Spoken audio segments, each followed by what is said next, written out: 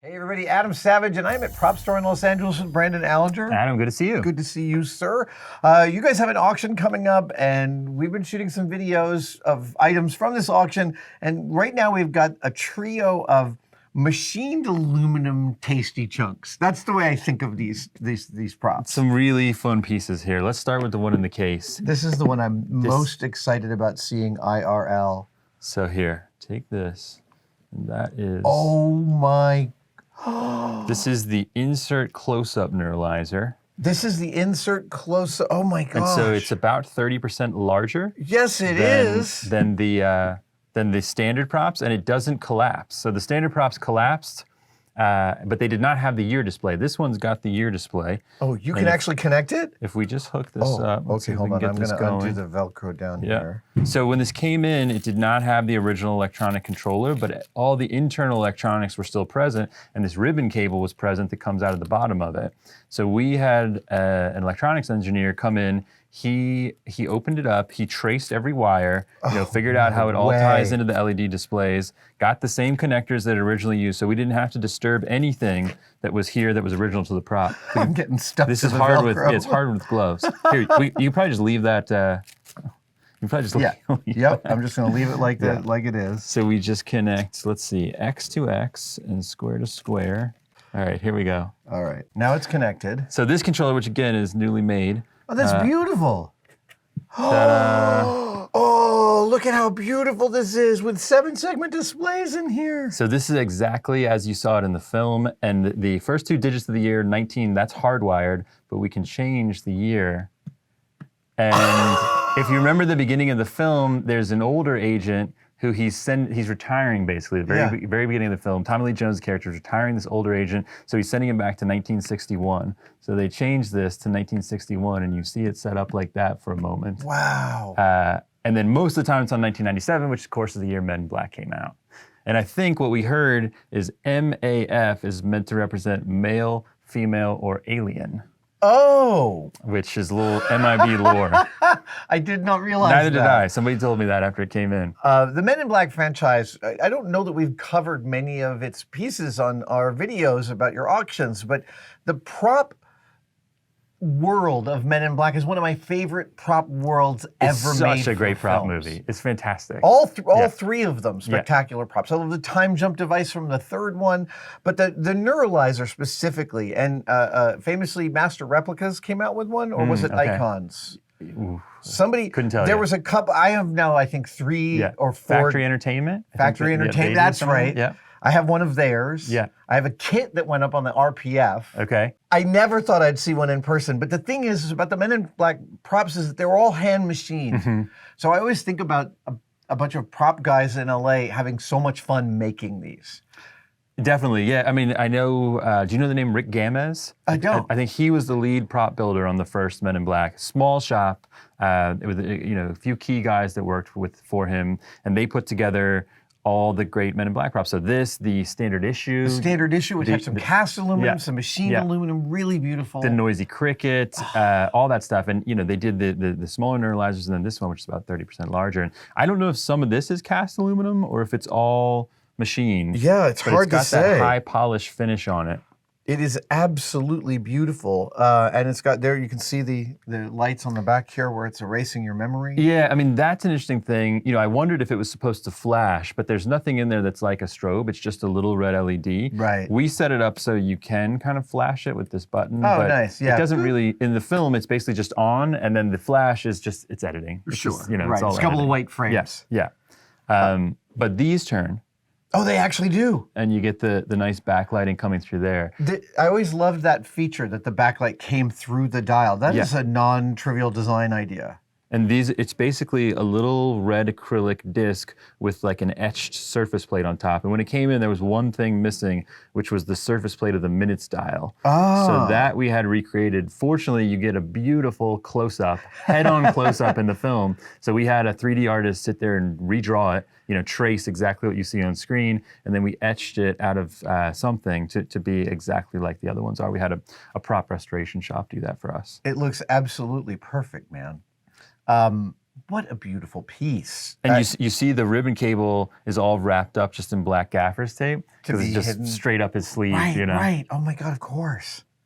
I love the fact that you don't notice in the film that the hand is actually smaller than it should be for adjusting things if there's a hand in Right. shot. Yeah. Yeah. Right. They realize, oh, we can fudge it that much for the close. Yeah, I think it's like it's not a ridiculous size Yeah, difference, so yeah. they get away with it. I also think you do see it, this specific model you see really in very tight close up. It's like Right. it's filling the frame. It gets a lot of camera love. And it's probably the only one they did, I would guess, because it does screen match. There's little flaws in the kind of edges that you can see that match up exactly. So I'd be really surprised if there was another one of these. I would be surprised too. Have you guys carried a Neuralyzer at an auction before? We had one from the second film, which was a nice prop. It opened and closed. That was a hand prop that yeah. actually functioned, give or take. Yeah, it was really neat. But I think what makes this special is its first movie, it's screen matched, and you can play with it. It's the you got hero all the close-up, man. Yeah. What a magnificent piece. Okay. And I guess I think I also gravitate towards the Men in Black props because I know that I would have fun making any one of them, right? Yeah. Well, it sounds like you got a few Neuralizers. I do. I can't stop collecting them. And I think actually the Noisy Cricket might be one of the most recognizable props in my collection. Every time people come and see it, Yeah. they're always like, that one. Yeah. No, they came up with some genius stuff there that is just lived on and everyone remembers. And so the next prop is not quite as memorable as the Noisy Cricket, but it is cool and it's very much tied into that MIB agent aesthetic. Here, that is This is, the cell phone. oh my God. oh. That's just a little piece that's holding it open. But I think Tommy Lee Jones calls in to Agent Z and reports we got a bug, something like that. Right. Oh my God. This is an amazing, oh, look at that. And it's got its own little release there. Mm-hmm. Gotcha. And then the LEDs activate when it opens up. Oh, it's actually on a little, Yeah. oh my God. And I think that maybe.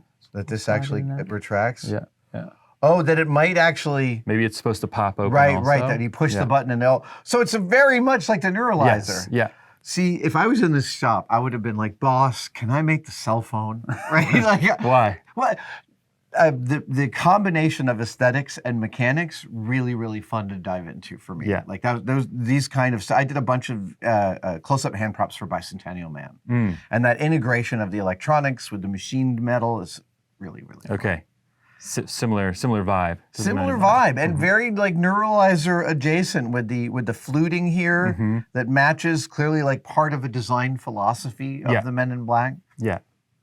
It's cool. You need a black suit. Yeah, I do need a black suit. I also want to point out that I know all of our phones look the same now, but back in the 90s, it was a brave new world. Every cell phone was radically different, and actually it might have been stuff that looked like this. Well, like the Matrix movies, they did the phones, and then they came out for real, right? They were selling them. Exactly. Consumer products. So.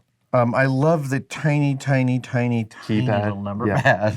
I'm sure they robbed that off of like a wristwatch or something, right? You're probably exactly right. Something It small. looks factory made. Yeah. Oh, that is gorgeous.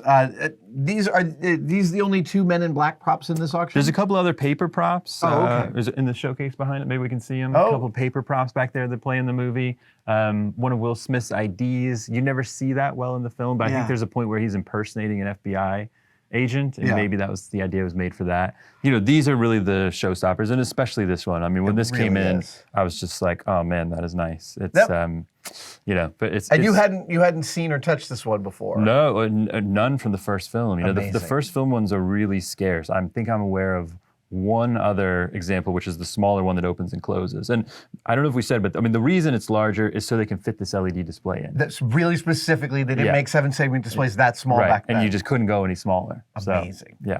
So in your jaded history with handling thousands of props through your hands over the years, it's nice to know that you can still get excited about something. Absolutely. I mean, this auction has really been fantastic for things coming out of the woodwork that we haven't seen before. Look, every auction has some pieces that we have sold in the past. Sure. We're happy to handle those again. Collectors, their tastes change. It's time for things to move on to new homes. Right. But when things come in that you've never seen, and then they're hero, screen matched, functional, and this was a little bit of a project for us because we had to go through the process of getting the dial made, finding an electronics engineer who could, work Safely with what's take this thing there. apart. And that's one of the big criteria is like, look, we can't disturb anything that's original, that's, 25, 30-year-old electronics. Yeah. You've got to make it so it just ties into exactly what's here, but powers everything up. He did a beautiful job of it. And now it's just, look, anytime you can pick up a prop and it has some element of interactivity, it's much more interesting, right? 100% the best. Yeah. And the third item we have here is from a very interactive prop from a different movie. This is one of I can't remember the name of this thing, but it's one of the bolts from the auto-destruct mechanism from the end of Alien. Yes, okay. Yeah, the very end sequence right before she gets in the shuttle. Exactly. She goes over to the self-destruct thing, and the first part of activating it is to screw one of these into the top of each of these 4 pillars, which then come up and she can flip a switch. Yeah. And you're a big Alien fan. I'm a massive Alien fan. I have 2, there's 4 of these in the film. I have 2 sets of replicas of these. I have 8 of these already in my collection. We can judge your affection for props by how many different variations you own. It's exactly right. Yeah. Exactly right. And again, this is another, there was a machinist in Britain in the late 70s when they needed to make some of these who was like, yeah, boss, I can get you 4 of these by the end of the day.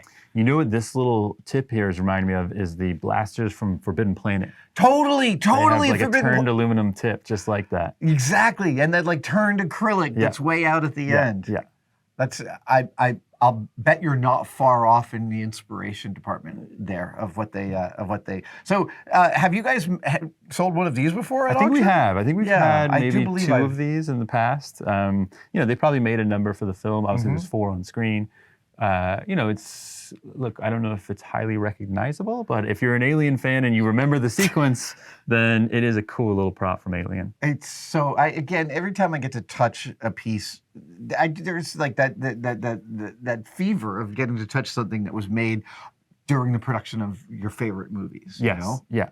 And look, Aliens as well, just classic films, classic franchise. We're going to be covering some stuff from those also later on and some other videos for this auction. The auction's coming up soon. Yeah, September 4th to 6th here in Los Angeles. At the Peterson. At the Peterson. Day 1's at the Peterson, bidding on all 3 days online. There's some fantastic stuff, over 1,100 lots, including some brand new items like the Neuralyzer. Amazing, Brandon. Thank you so much. What a great trio.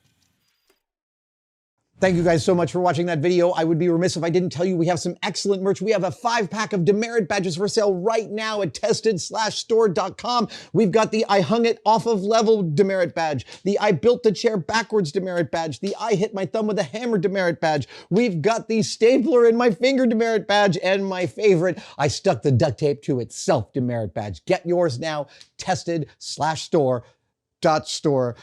Tested-store. Tested. It's right here. There. Just click there.